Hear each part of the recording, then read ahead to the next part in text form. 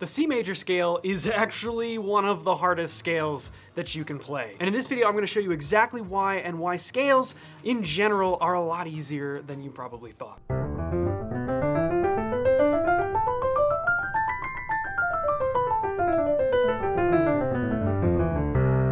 That right there was a sloppy mess. I've got hands hitting at different times, and I've got this annoying 3-4 combination that you have to keep track of. And with the C major scale, I find that to be harder than almost any other scale. The reason as to why is very simple. C major has no shape. Perfectly correct. Now, when we're starting out learning the piano, this is actually one of the reasons why we start with the C major scale. It doesn't contain any of the black keys. There are no sharps and flats, there's no key signature to worry about. It is just white keys up and down. And as a beginner, that can be really helpful because these things are daunting. They're hard to remember. They're hard to remember which fingers we're supposed to use when we're playing scales. They're hard to remember which ones we hit and which ones we don't. And for all of those reasons, it is perfectly fine to start out with the C major scale. But what that can sometimes do is give us this sort of false sense that all the other scales are going to be much harder. And while it's daunting to look at a key signature like D flat and to look at 3 different scales that use all 5 black keys and go, well, how will I ever remember which ones to include where? Once you've gotten those things down, the actual playing of those scales is far, far easier. The first thing we're gonna do is take a look at the actual shape of our hands. And when I hold this up, you can see that our first finger is a long way away from our third finger. Not from here to here, but from here to here, right? We have this up here, and then this all the way down here. That makes a difference when we're playing the piano. And there's a reason that the piano was designed the way that it's designed. From above, you can see that we have these white keys that are out here, and then we have these black keys that are in here. That feels complicated at first, but really, if you take your hand and you simply drop it onto the keyboard, look at how well positioned these black keys and white keys are for the different parts of our hand. Our first and our fifth fingers are very well positioned to use the white keys, and then our middle 3 fingers are very well positioned to use the black keys. And when we start learning the scales that utilize all the black keys, we all of a sudden start realizing that, well, the fingerings just work. Look at what I have to do to my hand in order to be able to play. I have to somehow smush all of my fingers into one line. Rather than relaxing my hand, which would put my middle fingers out here on the black keys, I have to contract them so that they all fit here.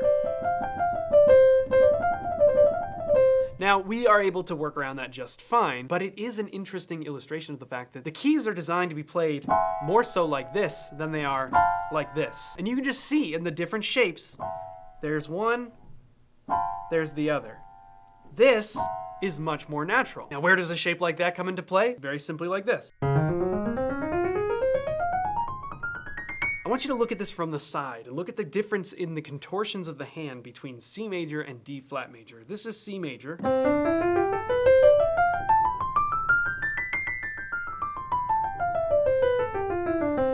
And this is D flat major.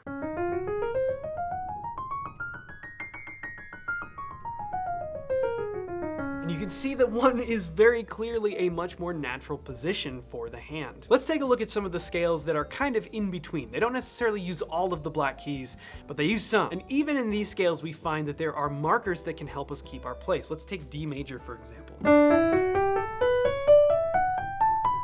When we look at D major, there is no possible way that we could screw up where we cross under our third finger and where we cross under our fourth finger.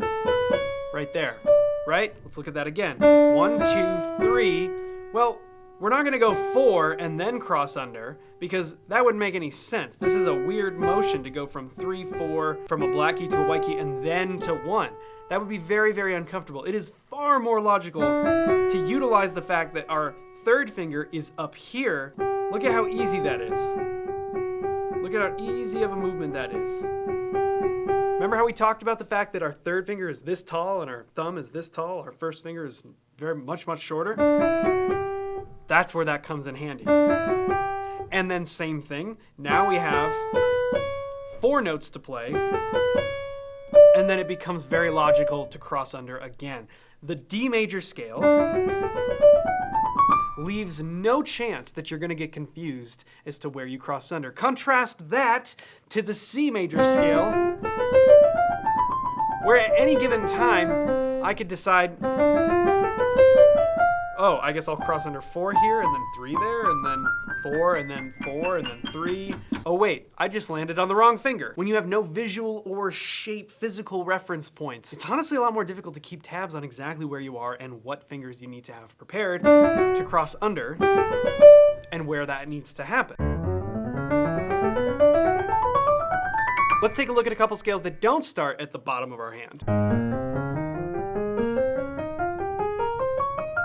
I used to think it was super confusing which scales started on which fingers, and then somewhere along the way I figured something out. We're using identical fingerings for everything, it's just that some scales don't start at the beginning of that fingering. Let me explain what I mean. Every scale is some combination of 1, 2, 3, cross under, 1, 2, 3, 4, and then either end the scale or cross under again to keep going. That is every single scale. And even though you might be thinking, well, wait, sometimes we have to start on our second finger or our third finger, you're absolutely right. But if you take a closer look, you'll realize even that is not as complicated as you might think. Let's look at this scale we just played, A flat.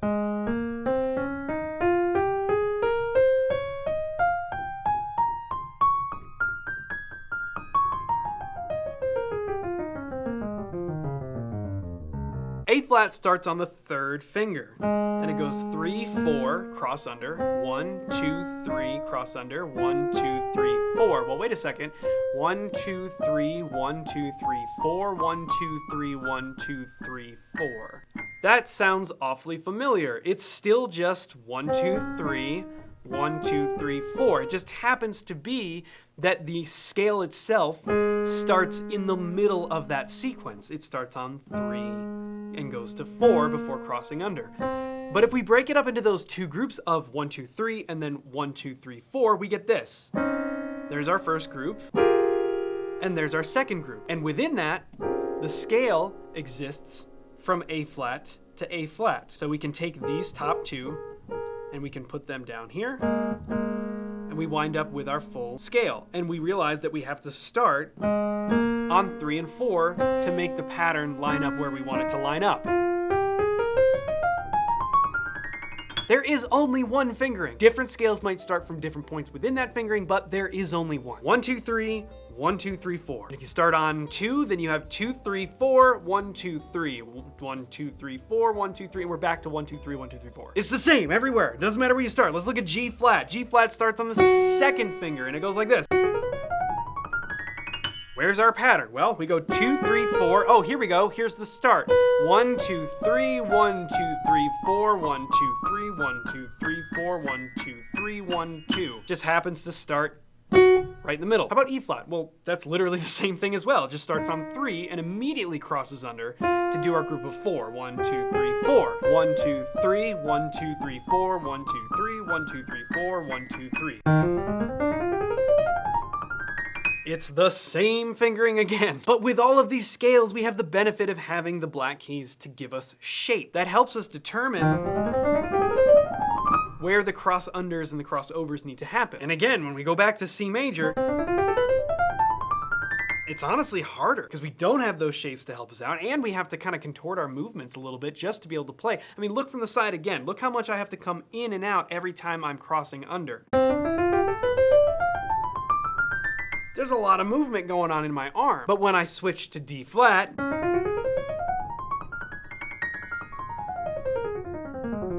much, much smoother. So there are a couple reasons here why you should not be afraid of more complicated scales, because in reality, they're actually not more complicated at all. They're gonna wind up being a lot easier. So number one, you actually have a shape to guide your hand. This piano is designed to fit your hand very, very well, and it will do that with every scale you play that has a shape to it, that uses some of the black keys. And then number two, once we demystify the idea of fingering and we realize that there is only one fingering and that every scale just starts from a different point within that fingering, we realize that these complicated scales with complicated looking time signatures really aren't so bad. If you want to grab a chart that has all the scales on it as well as all the fingerings and highlighted groupings so that you can see exactly where these fingerings line up and how they're all identical, there's a link to that in the description down below. It's completely for free and I'll send it straight to your inbox. And if you feel ready to dive in further, our Intro to Piano course is currently 30% off using code LEARNPiano30. There's a link to that in the description down below as well. It has everything you need to get started on your piano piano journey. Everything from putting a lot of the stuff that we just did into practice to starting to play melodies and chords with both hands. There's tons of detailed instruction and over 140 exercises so you can put your skills to the test. So get 30% off by using code LearnPiano30. That does a ton to help the channel and I really appreciate it. So thank you very much and thank you for watching this video.